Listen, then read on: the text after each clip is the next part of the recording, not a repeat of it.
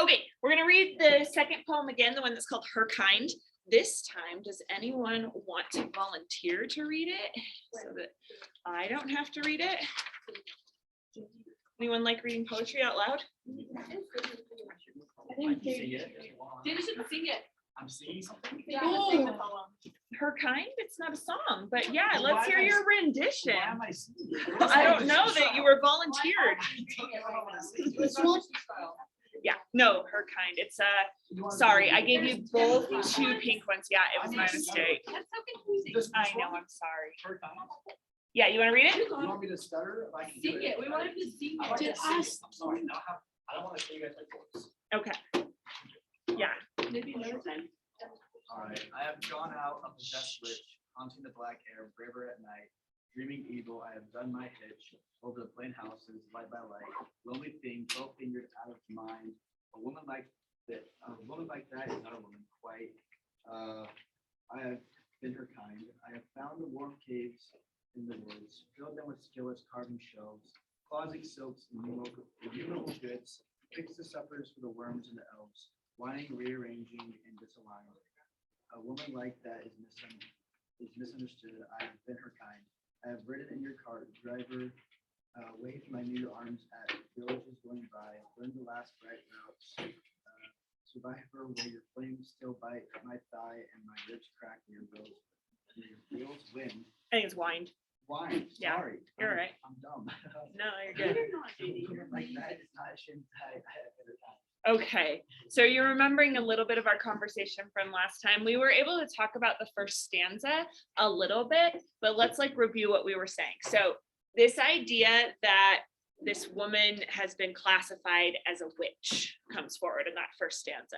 And in some ways, this is shaped negatively in the passage. Like she's possessed, she's haunting, she's dreaming of evil. And so there's these ways that it's like, oh, if you are that thing, you've kind of like accepted that this is like a bad thing about you. But then the way that the stanza goes on, it says, I have done my hitch over the plain houses, light by light, lonely thing, 12-fingered out of mind. A woman like that is not a woman quite. I have been her kind. I meant to read braver at night too. So there's this way that like she's not fully seeing this position of the woman as negative. Like she's braver at night, she gets to fly around, you know, over the plain houses. Tell me about that word plain, by the way. What does that word mean if you have a plain house? Yeah, like it's kind of the same as everyone else's. Yeah, okay, so it's like normal, right? But the other word for plain is kind of like boring. So it's like, it's boring. You're good, Jaden, you're fine.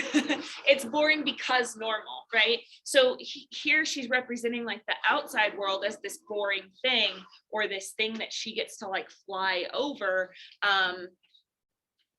So you get this idea that maybe she's not that unhappy about this like witchy kind of quality that she has. Tell me about the 12-fingered thing too, because we talked about that last time. Why is she talking about herself having, or this woman having 12 fingers? What does that mean?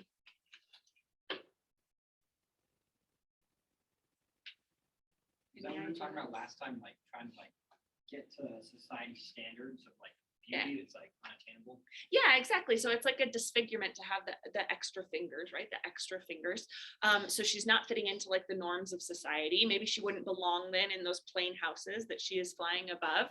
I really think it's interesting that she says 12 fingers as the kind of deformity she's talking about, because it's like extra. You know, normally we have 10, and these are 2 extra fingers that kind of like define who she is as a woman. It's sort of like, oh, she's an extra person, not essential for society, not really that important to the way that we do things. So we can kind of just shun her aside, let her do her thing at night when she's brave, but we can just say, oh, well, that's not, you know, a real woman. She doesn't really fit into what we think of as real women. Okay, second stanza, I don't think we got a chance to really talk about. So that's where we're going to start. I have found the warm caves in the woods, filled them with the skillets, carving shelves, closets, silks, innumerable goods, fixed the supper for the worms and the elves, whining, rearranging the disaligned. A woman like that is misunderstood. I have been her kind. So I'm going to give you 1 minute, talk to the person next to you. You might have already done this, but you can review. Talk to the person next to you about what that stanza means. Like what's kind of the plot in that stanza? From that, and I gotta say I agree. Yep. You know, honestly, if I didn't have any rights, then would do everything for me. So we're the Jamie, do you need the packet? Oh, no, sorry. You got it? like I'm just saying, I would love nothing more. If I go to school and to work and exactly. If you're secluded, Jade is secluded back there. Come on and sit up in behind Maggie so you got someone to talk to. Because if I was a woman, I could just be like, say, I will marry you. Then you're not so alone. Like for feminist. I would not be from this.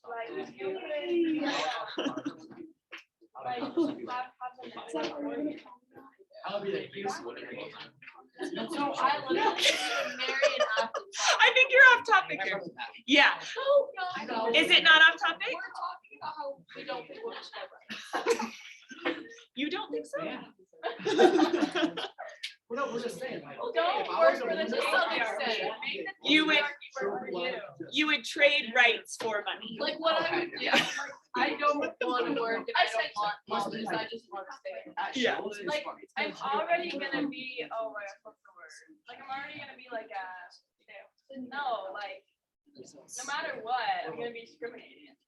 So might as well get your Embrace it. money. Well, that's a Yeah. big deal, too. Or like marry a rich athlete and stay home all day. Yeah. Even when Yeah. even in my situation, Oh no, we're regressing as a society. but like, even if my situation goes on, like, at girls like make more money off of selling pieces than guys. They just do better. Oh, I could see that. So Yeah. it's like, I wish I was one in that situation. Do you think it'd be, Way more money. maybe I'm wrong, but do you think it like Old Navy, the guys may do better selling their credit cards since it's like more women shopping there? 'Cause isn't Shills like mostly guys shop there? Shows mostly guys, but there's also still a lot. So like if I were a girl, I'd want to wear like a fitted shirt. Well, it's. Okay, sorry. You know, like, I mostly want the guy's brain. Yeah. I'll get the race, and you like give me a number, but like it never goes on. They're that easy way. to manipulate is what you're All- saying. All of those were 16. There's so many stories. There's so many stories like, like your number.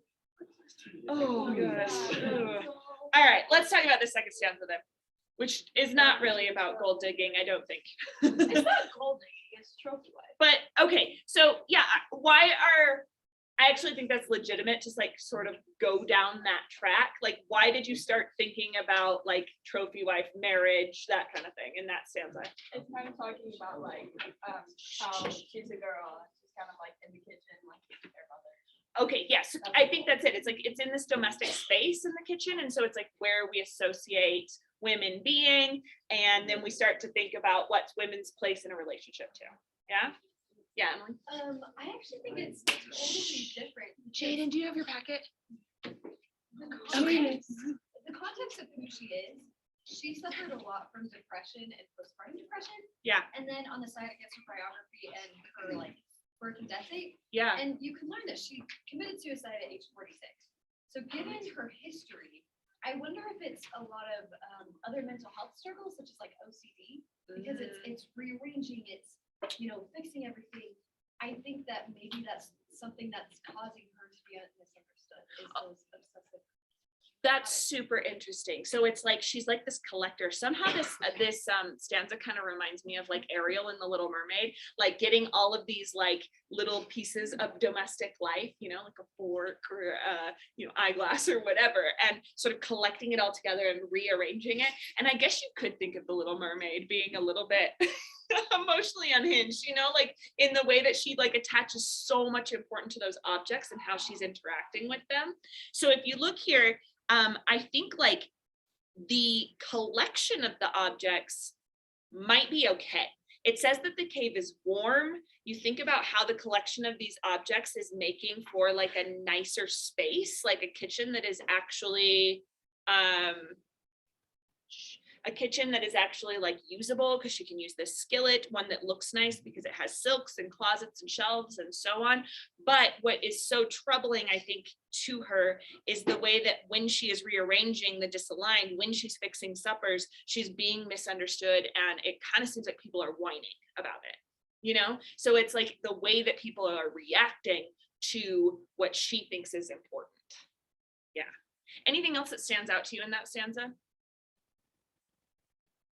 Okay, I'm gonna have you now take a second and you're going to write some detailed notes about the words in that stanza. So you can use your phones or computers for this and look up words. Like if you want to look up the word disaligned, you could do that and add some definitions here. You could notice any interesting things in the sound or the structure of the stanza. Anything you notice, you're adding a bunch of little notes on the side. I'm gonna give you like 2 minutes to add as many notes as you can. Don't worry about if they're right or wrong, just add what you're thinking.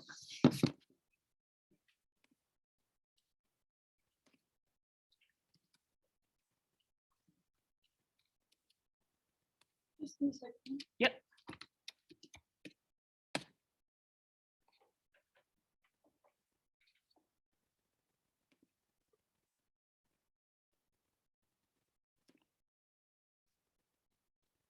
Because disaligned isn't an actual word. I didn't realize that. No, it should be misaligned. That's super interesting.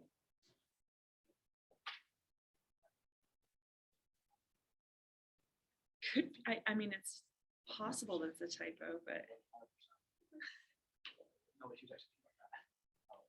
you're an Ann Sexton expert. I mean, all the university professors go to you for it, you know. So, Luke, I'm sitting on your desk. Can you sit there instead? Just for a second. Thanks.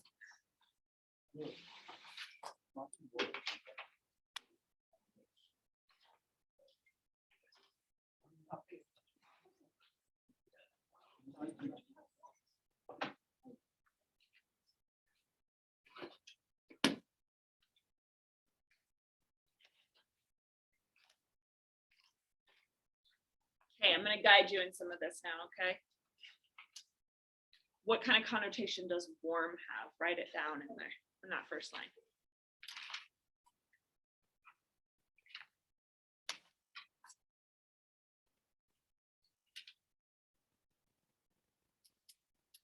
Okay, you write down when it says, I have found them in the woods, talk about why it's significant that she found the cave in the woods. Think about why that could be important.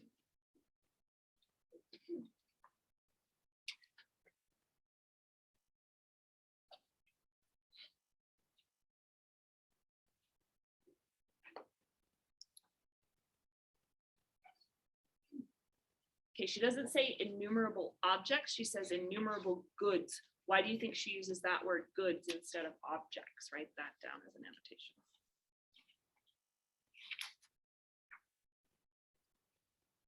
Luke, that one that you just pulled out is the, okay. Yeah, sorry, there's two good ones. I'm looking at the second stanza.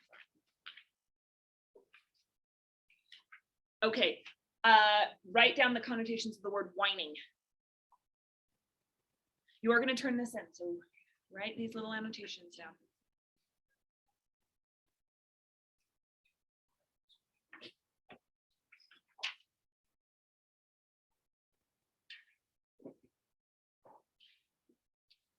I skipped it. Why worms? What does it mean that she's making dinner for worms? Add a little note about that.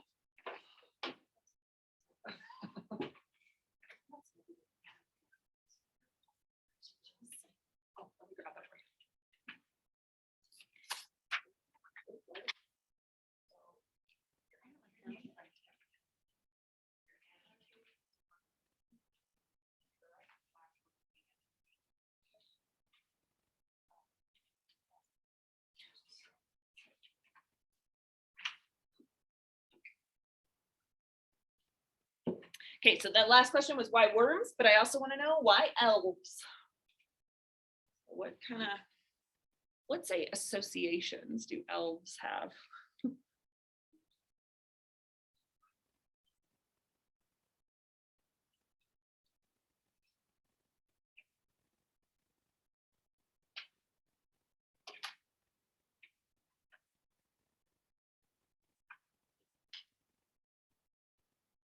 Okay, and then I want you to find one instance of consonants in this stanza and circle the consonant. So consonants is the repetition of consonant noises.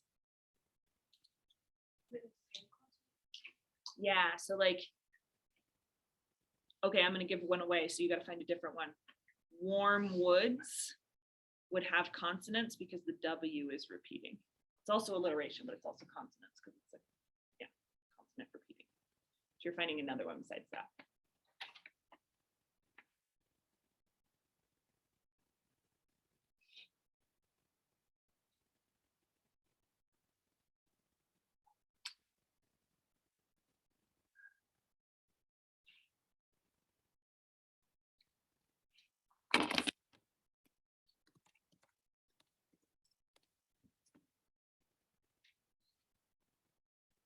Okay, now you have so many words written or so many little notes written down. I want you to circle your best observation, the one that you think, oh, this really helps me understand this poem a little bit better.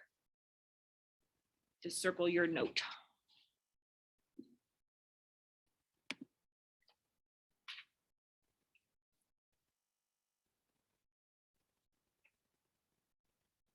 Okay, I'm gonna tell you mine, because I feel like poems, every time you look at them, you get like new ideas. I always like just change my pen color. So when I talk about it with one class, I have different ideas. This time as I was reading it, that disaligned, I didn't know it wasn't a real word. When I looked it up, it was like, did you mean misaligned? So then I was looking at root words, because why did she use the dis instead of the miss? Now, JD says it's a typo and that could totally be true, but I'm gonna treat it like it's real because I'm an English teacher and I like details like this. So to me, that's super interesting because the root word dis, like if you add that as a prefix to a word, it means keeping things distant. So if you add dis to aligned, it's like keeping things sort of like out of alignment. And I think that distance is super interesting when you're talking about this woman sort of being secluded in the woods, nobody really understanding or appreciating what she is doing for the worms and the elves. I like that it's like this word that keeps her distant then. Okay, so now I want you to share your best observation with the person next to you. What did you notice about this little stanza that you're like, oh, that's interesting? You have to have one that you find at least a little interesting. So now Luke and Dash can be partners. So one I found kind of interesting is she picks up her. And Jeff, because I saw Lucy, you'll just talk to me. Okay. That just shows that like she was. Yeah, it's sort of like showing that like so people like really take that seriously and also that all are so people think that she's like crazy. Where's you just like, yeah, like, Mine is probably like towards the end, like in my rose crafty where it goes in. Oh, but we're just talking about second stanza. Oh, yes, Sorry. yes, yes. Yeah. See, I probably have like the same. Makes sense. We're gonna do this for the third stanza in a second. So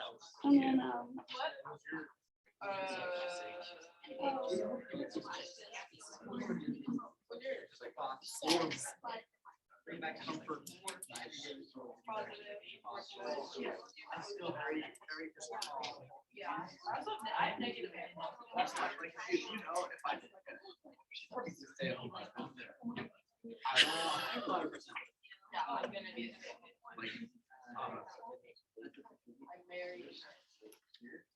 okay, let's talk about the third stanza now. The third stanza gets like a little less clear. Like I understand the first two women it's talking about. The first woman, it's like this one who has been sort of separated from society for being a witch. Maybe literally, maybe figuratively, I don't know. At the end, I kind of think literally, but anyway. The second stanza is about this like hermit woman who is like, fine, if nobody's going to appreciate me, I'm going to go out and make suppers for the worms and elves instead.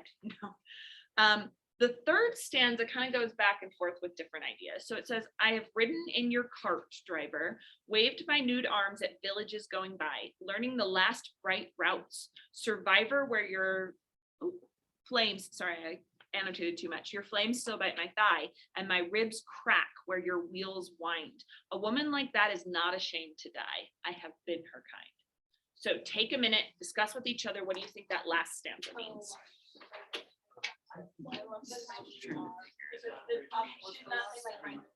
Yeah. So, but it says on, it's like, okay, wrong. And so like, I really think that's kind of funny because Why does it do I like the way that's because and then it's like, oh wow, she's like like their elbow.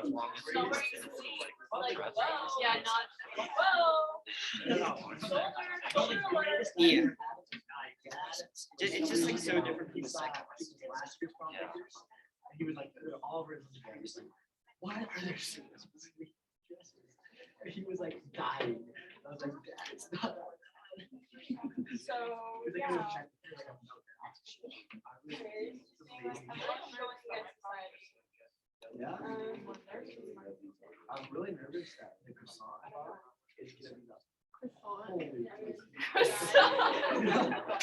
the croissant, yeah. Okay, let's refocus. Croissant. So in this last stanza, what is going on? Kind of plot wise, who is this new kind of woman? Yeah. Well, what I said was, I just said her strengths, and flaws, or not flaws, weaknesses and like flaws and stuff. Yeah. Would be other people's strengths, and then other people's weaknesses and flaws would be like her strengths, and she's not afraid to show that. She's not afraid of that. Oh, super interesting. So could you like tell me about how that fits in with like the language in here? Like what is pointing out to you this idea that her other people's flaws would be her Where it strengths? says, where your strengths still bite my thighs and my roots crack.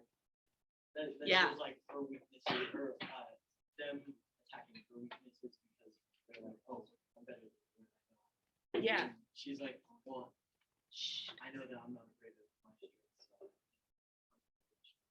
Yeah, I love that. I really like that she's like here talking about these kind of like physical harm that has come to her, like burn marks or cracked ribs. And yet it also talks about her having nude arms. Like I picture her in just like a sleeveless dress in a cart, like doing the doing the like beauty queen wave, you know, as she goes by people. It seems like she's not ashamed to show off these things that could otherwise be seen as weaknesses.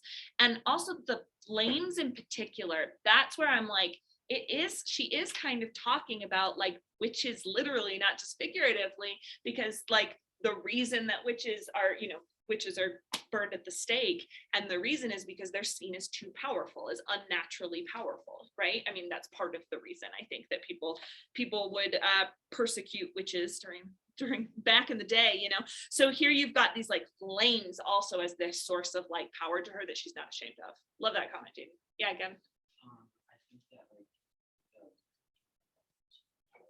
Wait, sorry, say it again. the line a woman like that. Yeah. I feel like it's saying that she doesn't feel that she does.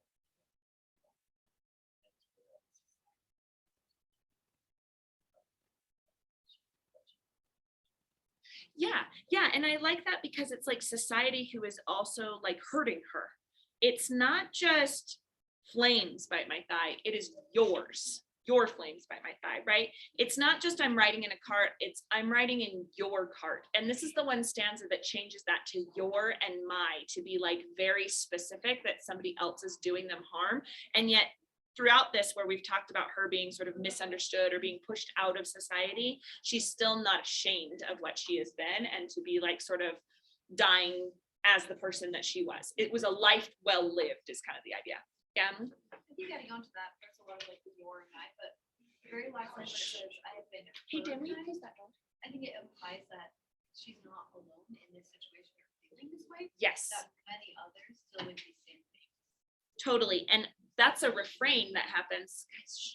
That's a refrain that happens at the end of each stanza, right? This I have been her kind, like insisting that you're part of a community, even though at the same time the poem is trying to tell us that she is unique or like weird. It's not unique because that's too positive, that she's like weird and nobody wants to know her. But here the persona is saying like, I have been her kind, like I do know you. And this is a common experience for us. It creates community. JD. Oh, no. Oh, you didn't. Oh, okay. Hey guys. Okay, I'm gonna give you a minute now to annotate this one, this last stanza. So write down whatever notes you can think of, and then I will tell you some things I definitely want you to comment on.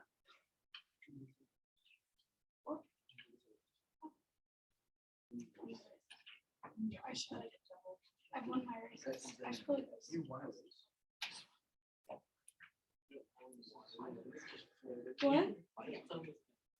I don't know. Dagger. Yeah, here. Everything, no motivation. No, you got it.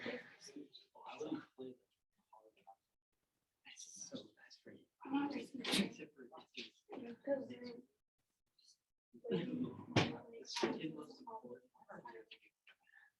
wasting 3 versus 1 second. You're resting. Good. Yeah. The rest is for me. Sorry.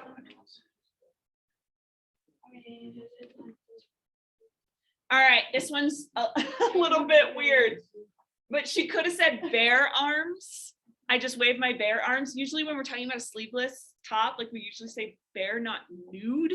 Like there's even like a little giggle sometimes when you read that out loud. I don't think she means anything scandalous by it, but I think there's a reason that she said nude instead of bare. So comment on that word. Why do you think that's the word she uses? Oh, on the text. But what were you gonna say? Now I want to know. I think the reason she chose the word nude is it's very freeing to Yeah. be like naked. Right. And also, like, I don't know, the fact that she said nude arms, it's like kind of judging of like society's judging her because like that's Yeah. gonna be like, I don't know, you just kind of judge that word, you know? Yeah. And so it kind of shows like how they're judging her freeness and like her like Right, because as she's going by the villages, that's how she's waving and she's sort of displaying it. So it has that same sort of tension where it's like she's being criticized at the same time as because she's criticized, she's pushed out of society and that makes her feel freer. It's like both at the same time. Yeah. Oh, good point.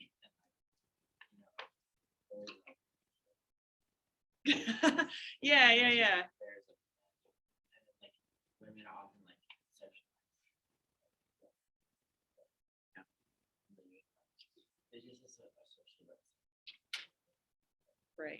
Right. It's showing like her inappropriateness by using that word because it stands out so much where everyone would be like, oh, no, scandalous. Yeah. Well, I think it implies like the ridiculousness. Like in olden times, like girls weren't allowed to show their age. Right. And so it's like it kind of feels that same like it's just for arms, you know what I mean?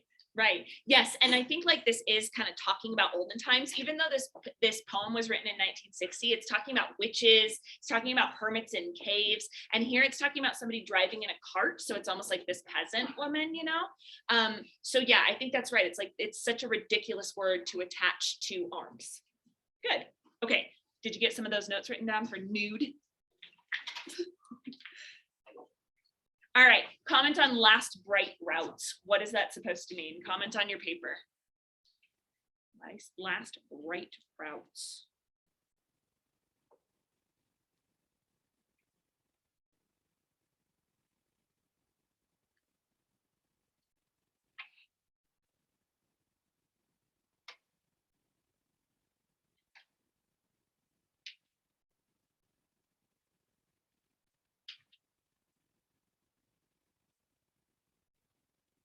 It's brain teaser. It's tough.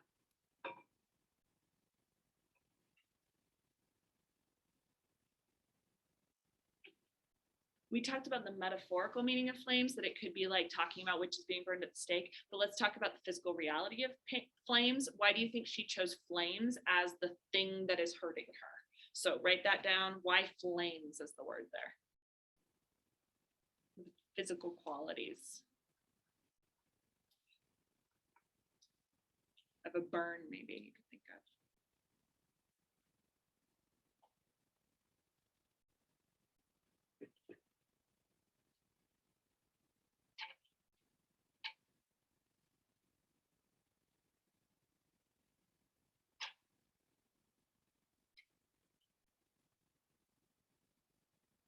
Okay, that word ashamed at the end, I think that kind of wraps up a lot of themes in this poem. So I want you to write down where else in the poem, like right next to the word ashamed, write down where else in the poem she is talking about shame without actually saying the word shame.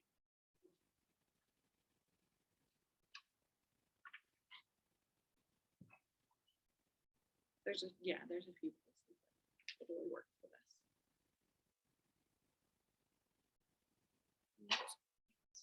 Did I click record? Okay, good. So sad. That's what we want them to look like. Doesn't it feel like you just did something? I guess. Okay, and then there's that I have been her kind that repeats that Emily brought up. So what we're gonna do is like a wrap up for this poem is at the top, you've got some space to write down a theme. So whenever you're writing about poetry, and you will eventually, I mean, when you do these mixtapes, you're gonna have to write about the poetry that you're seeing, right? So whenever you're writing about poetry, you wanna be writing about a poem's theme, which is just like we did with Huck Finn, where you're trying to figure out what is the like argument, or I like thinking of it as what truth about human nature is revealed in this poem, or does this, poet believe in? So you're gonna write that down at the top. What does this poem tell us about kind of human nature? And remember the goals of our theme. I know it's been a long time, but you're trying to say something complex and interesting about it. You don't want to go for the easiest thing, like women are misunderstood. Yes, that is, I think, on the surface here, but trying to dig into it a little bit more, try and get a little more complex about what she's saying. Okay, and you're gonna just write that at the top. I'm gonna give you like 3 minutes or so to write that.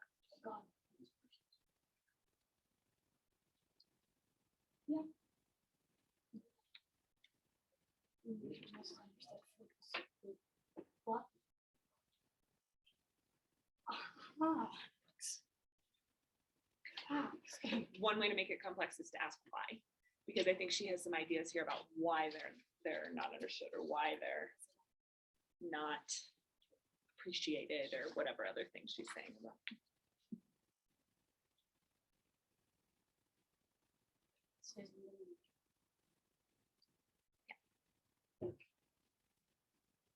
Kind of shows how stereotypes are more shown than actually. Something makes about sense. how women have to fight against stereotypes and be themselves, like one idea. Or that stereotypes have a greater effect on women, Yeah. more limiting effect. Yeah.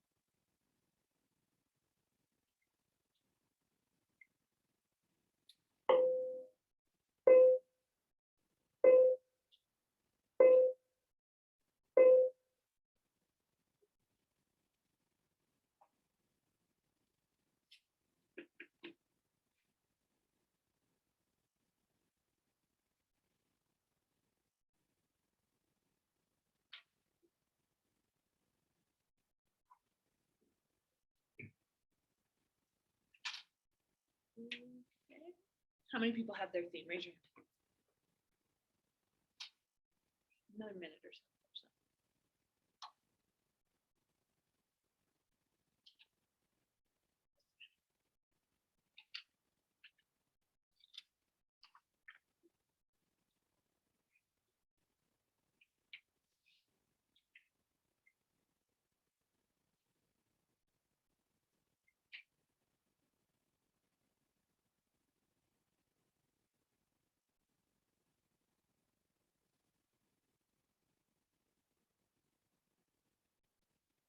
Okay, we have got one more of these poems to look at about our feminist protest poems. It's called In an Artist Studio. So turn to the next page.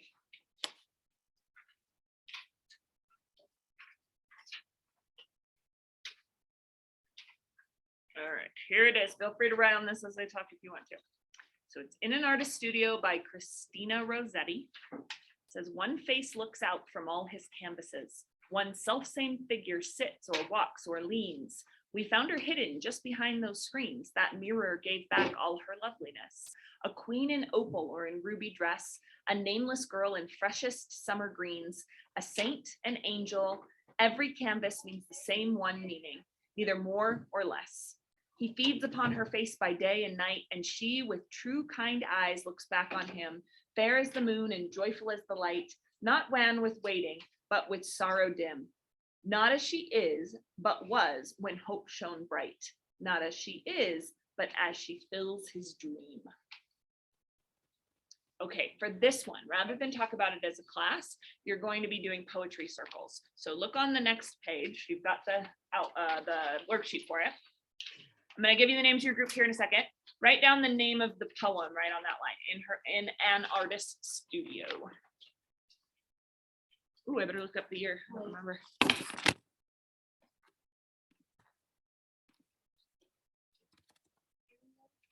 Just under name of poem, there's like a line on the, yeah.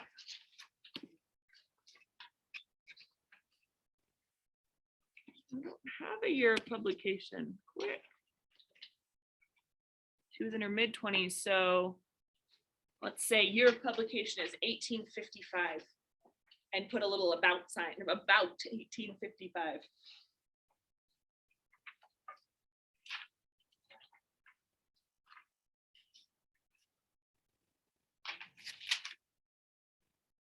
Okay, so Jaden, I'm gonna have you come and join this group over here when we move, the ones that are against the wall.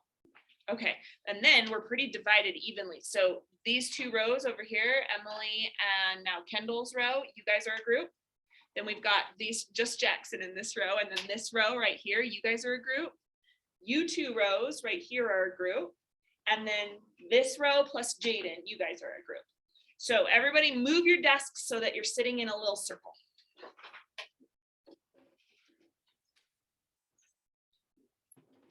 And if you need to, if this row needs to go like all the way back there to kind of like make their circle, I get that. You might need to.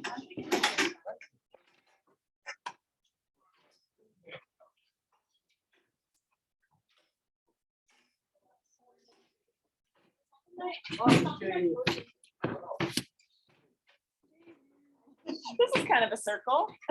There we go. All right. Okay, and then you guys go back to that corner and take all whatever desks you need to make your circle. Perfect. Thank you. All right. Now I am going to show you an example of how much I want you to write on these and how much I want you to discuss. If I can find it.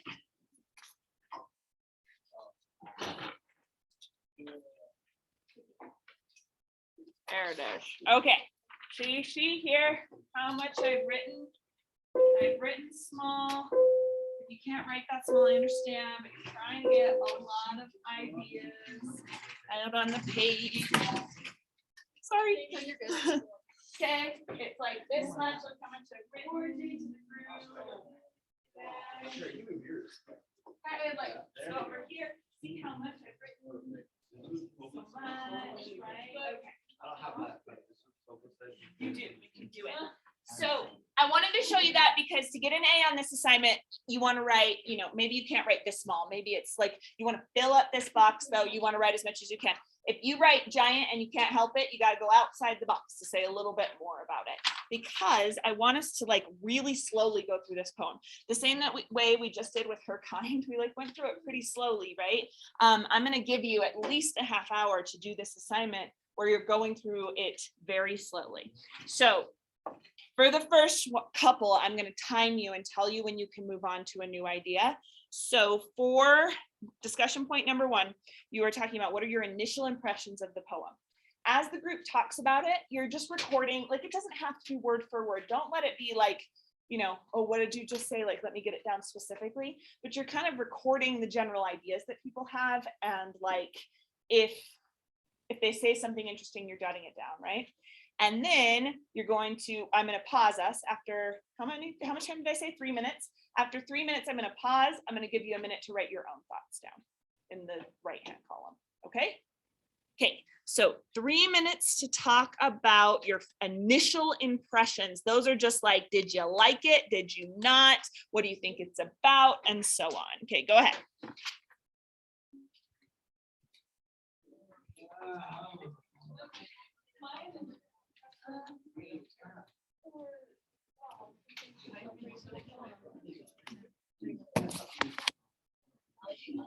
All right, this activity doesn't work if your phone is out. Put your phone away.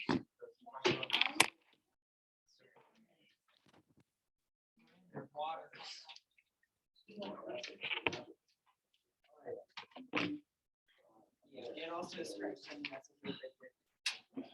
Like his first two lines.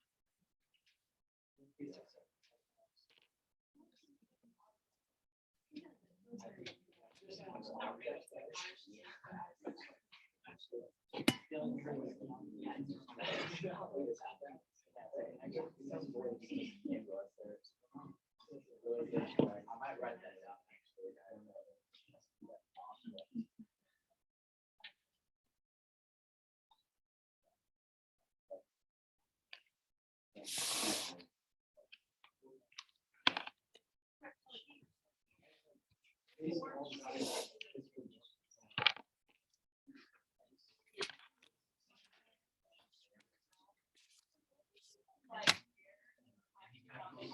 I think so. I'm thinking like, so like I think like.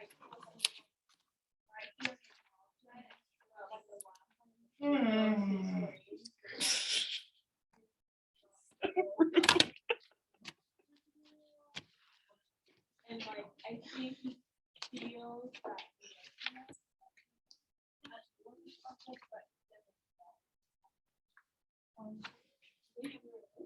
Like, yeah, like he loves her, but he's just like, I want.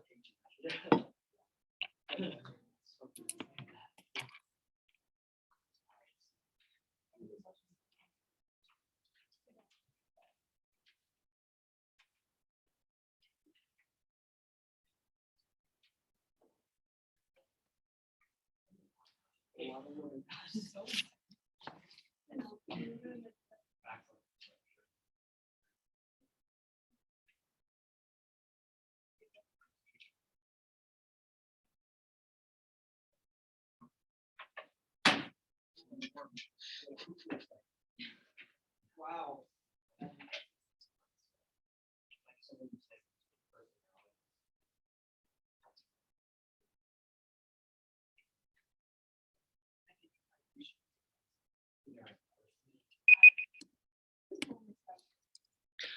Okay, I'm gonna give you a minute now to write down in the right-hand column what your own thoughts are. So you were recording the group's thoughts. If some of your thoughts are the same as the group's, that's okay, but you're trying to like put them into your own terms. Okay, go ahead.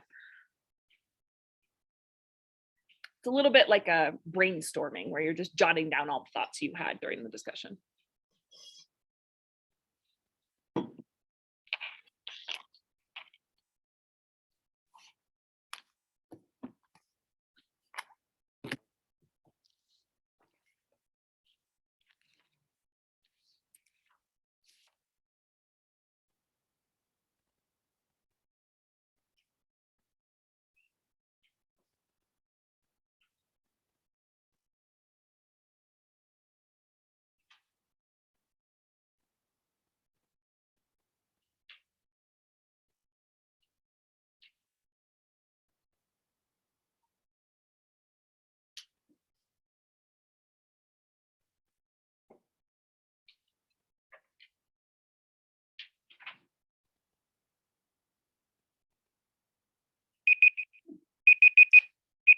Do you need a little more time to write down your own thoughts? Okay, sorry. Let's do another minute, see how you do.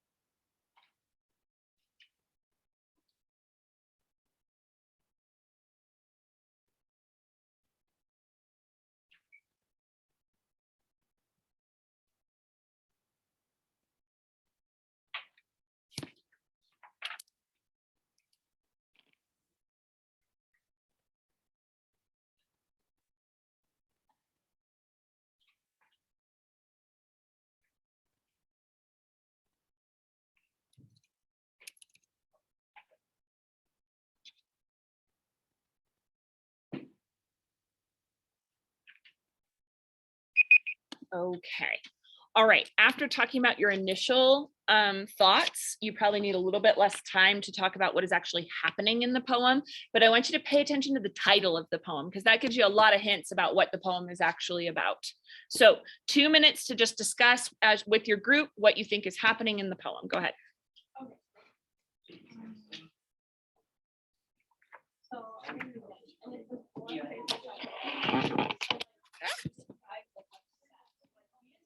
You can go on one.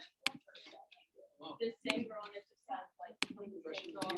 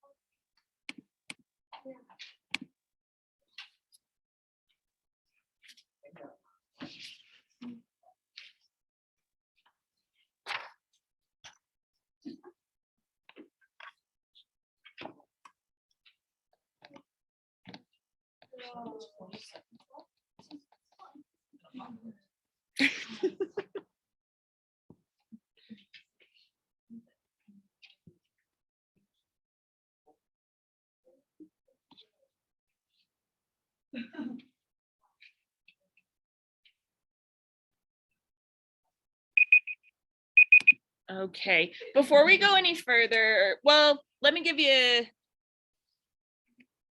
2 minutes to write down your own thoughts, and then we'll talk about it.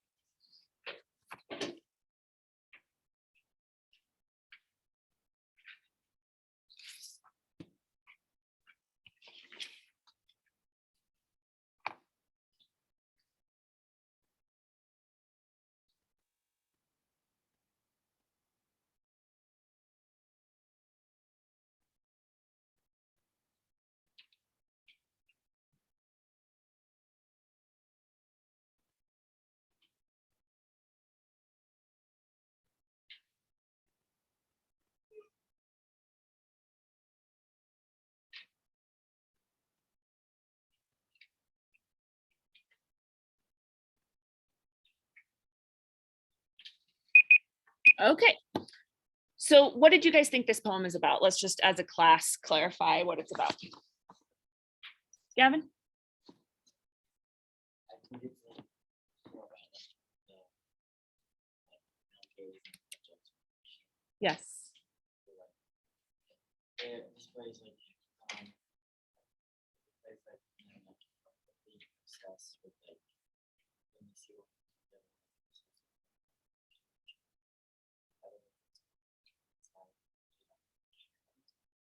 Yeah. They just see them as like, how do you fit? How do you fit into my life? Right. Like, I don't care about your interior. Okay. Yeah. Just only if you're exterior. Yeah. And it's like he wants to reshape who she really is into that ideal too, so that he can ignore who she really is in favor of the image. Yeah. I also know Guys, shh. the historical context of it, because this is a time where the same definition that Yeah. and so it's not necessarily like, I don't know if it's intentionally trying to twist her or portray her differently but show and represent Yes. feminism then. I think totally. And I also think what to keep in mind in this is it is a literal example of objectification, like in the way that it is talking about a model, an artist's model, who is coming into the studio every day and getting her portrait taken. And we know that, or it doesn't have to be every day, but we know that it's multiple portraits. So we can kind of think of her as like a muse, like Van Gogh had a muse, Rousseau had a muse, like all of these artists had this one woman that they're always painting, like a bunch of them did. And she's kind of that woman. And so she comes in and it's like, oh, I want to paint you, in this idea of perfection. Like, I want you to look not sad. I don't want you to be, I don't want you to look like, it says, yeah, just not sort of like down. I want you to look at your best self, right? But what happens by doing that, by showing off who her best self is, Christina Rosetti is saying that means that we don't get an image of who she actually is, because it's just the ideal that stands in the place of the woman. Okay, with that in mind, you're going to now turn to the next poetry circle page. And you're going to talk about, this is kind of awkward. Why don't you guys rip the poetry circle form off the packet so that you can have them both in front of you at the same time. There we go. So you're going to talk about the specific words. If you have someone in your group that wants to use a phone to look up definitions of the words, that could be really helpful. But you're thinking about the connotations and denotations of specific words that stand out to you in the poem. So I'm going to give you 3 minutes to talk about this one. Go ahead.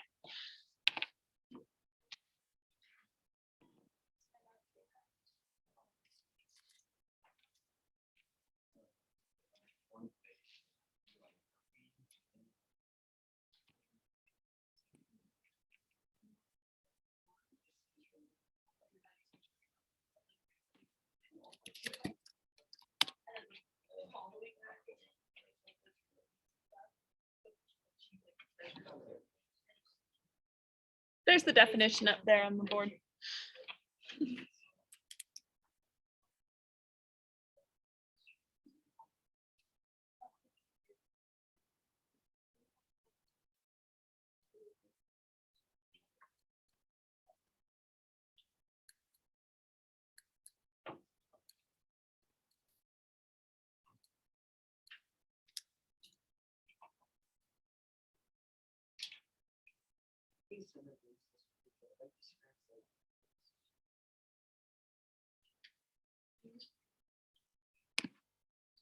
Yeah.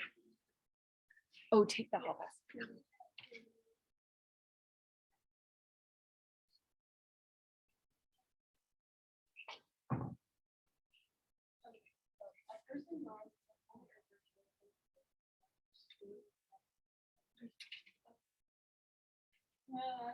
Being in heaven.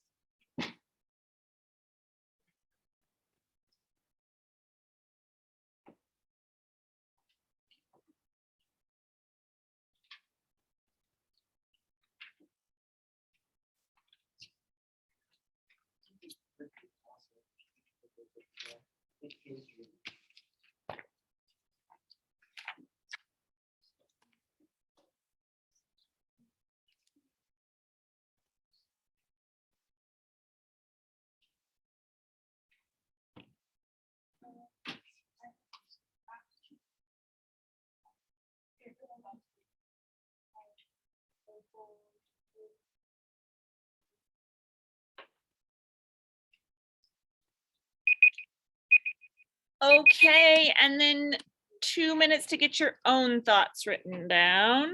If you want to expand it, like a word that the group didn't talk about, you could write about that in that column as well.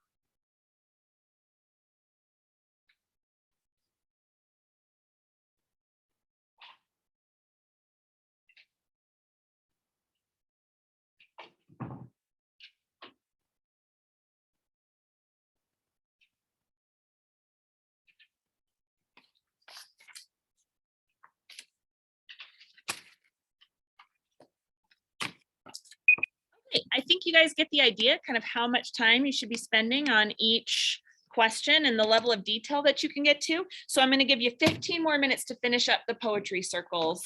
So you discuss with your group, and then you can either wait until the end to fill in all of the personal thoughts, or you can do it, you can discuss and then say, okay, now it's time for us to do our personal thoughts, however you want to do it. Okay, 15 minutes to finish it. There you go.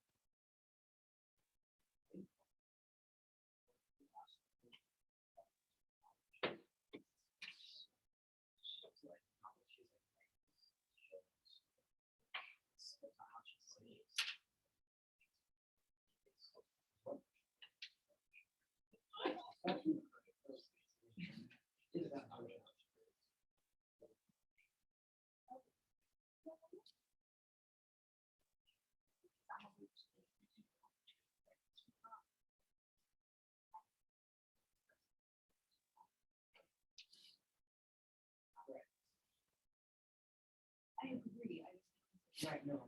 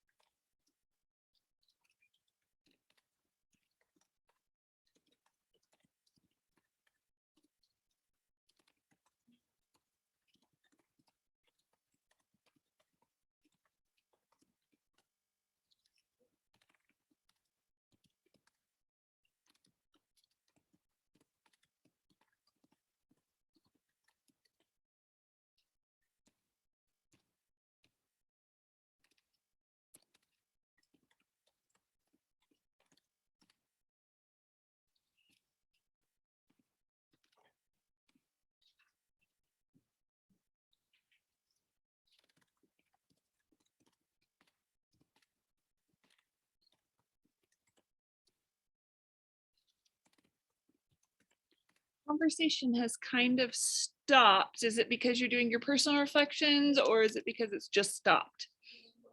Okay, just checking in.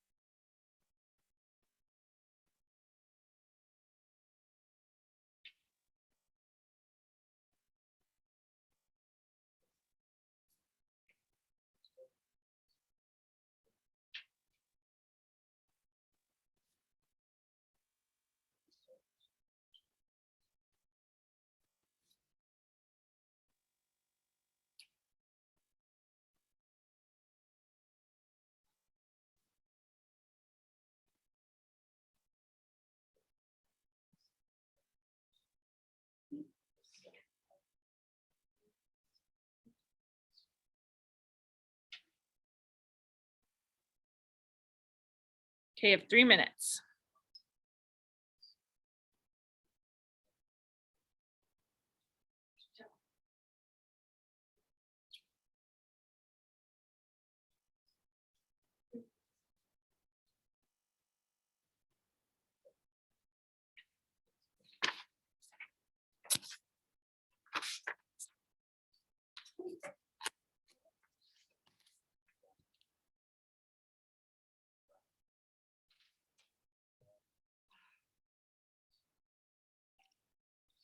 What are you trying to? JD, which word are you trying to remember? What's it called when there's like, it's like rhyming patterns, like when like words rhyme, like what's that called? Like, It's called a rhyme scheme if there's a pattern to the rhyme. Well, I know there's Stanza,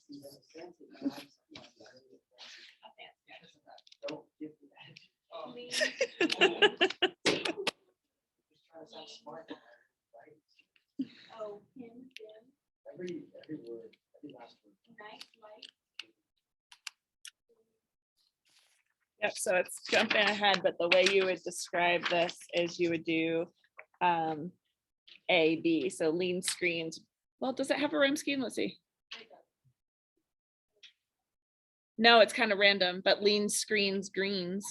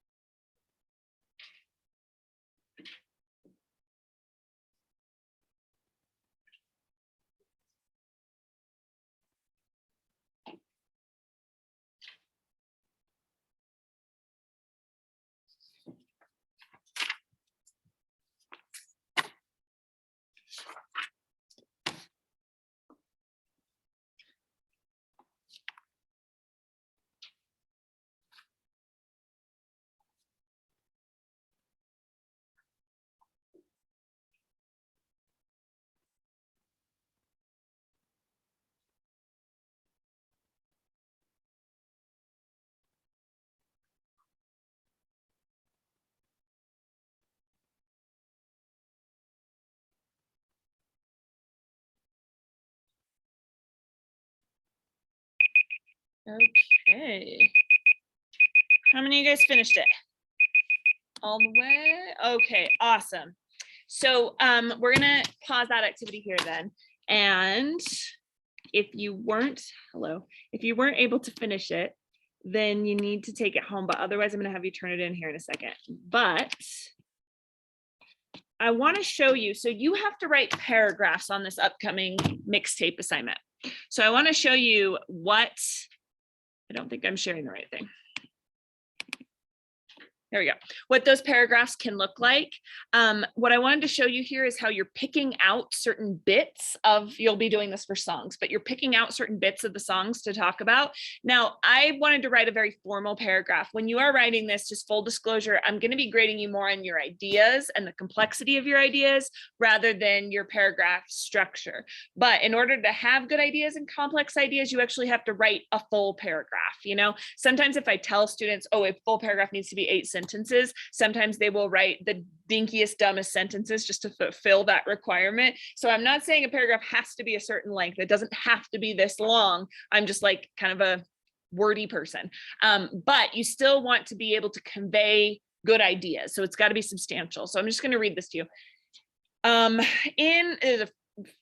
Awkward, so it's going to have awkwardness because it's the first draft, but it says in an artist studio, Christina Rosetti shows that the representation of someone as an object is not reflective of their real identity. She uses repeating imagery of representation and reflection to juxtapose life with art. We first learned the model of the poem through the male artist's multiple canvases. His model is a frequent subject of his paintings, and most people who interact with her image will do so through the representation of her on a canvas.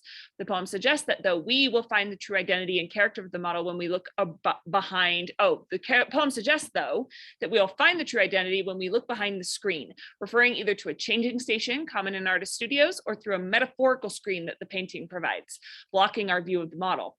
When we see the model and not the representation of the model, the persona presents the image of a mirror. The mirror, in contrast to the painting, shows the reflection of the model as she is rather than as she is seen through the male artist's perspective. And it is this reflection that gives back all her loveliness. The model is someone who is sometimes, I don't know how to say, I think it's wan.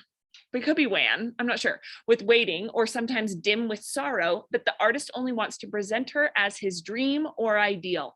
Through the objectification of the model, the transition of her form from mirror to canvas, she loses the complexity that composes all her loveliness.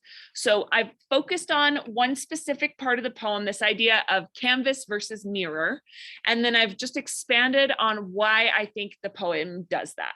So when you're writing about songs, a lot of the songs you'll choose, like they have a lot of lyrics. Some of them, especially like if you get into like doing any like hip hop, it's going to have a ton of stuff to analyze, right? You don't feel pressure to write a paragraph about everything that happens in the song. You can really focus it and say, this is why this song is a good protest against the topic I am writing about. So just as a reminder, your assignment is to find, I gotta make sure, I think I said 6 songs. Okay, your assignment is to think of a theme of protest. And again, that can be serious, it can be about, you know, war, or it can be like totally playful, and it can be like protests against, I don't know, anybody have a theme that's already not as serious? Protests against parents, I think I said once, but it can be serious or not, and you can think of protests really broadly, like it doesn't have to be one that was used for political reasons at all. So then you're going to find those 6 songs, you're going to put them in an order. A good mixtape thinks about the order of the songs. Like, do you start them off with a banger and then go quiet? Do you start quiet and build up to a banger? Like, how do you want this to actually be structured? A good learning experience. Do people still say bangers? A bop. A what? Oh, no, that's like when we said it. Anyway, yeah, so you're like trying to, you could build the intensity, you could slow it down, whatever. Think about the order, write down the title name and the artist name, and then you're going to write a paragraph about each. So when I say poetic devices, you can just think about that in terms of like the words in the poem. How do the words in this song produce the protest? All right, I'm going to call it there. So you have 10 more minutes to either finish up the poetry circles, or you can get started on this assignment or start brainstorming what to do about this assignment. If you are done with your poetry circle assignment, write your name on the front of it and go put it in the box for me.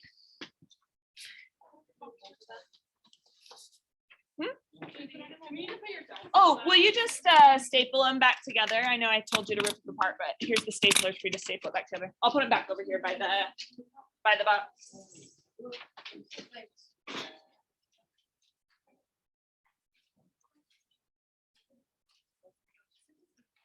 And then, yeah, you got to put my desks back.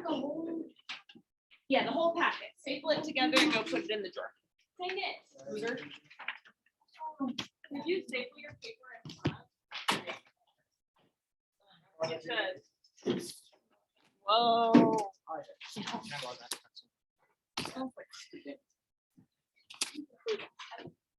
That is maybe the worst. I was gonna say, since you checked out, don't worry about the second page. Just Oh, okay, I didn't even notice. there's like questions about the song. Don't worry about it. Just turn in what you got.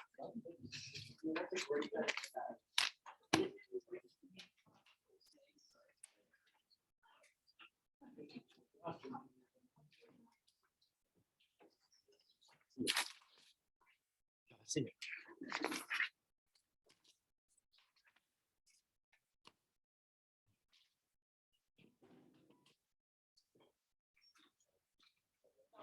I have to write a paragraph about why I chose the words. Right? The words in the image, like Okay. how the words in the image fit with the poem's themes and tone. Great.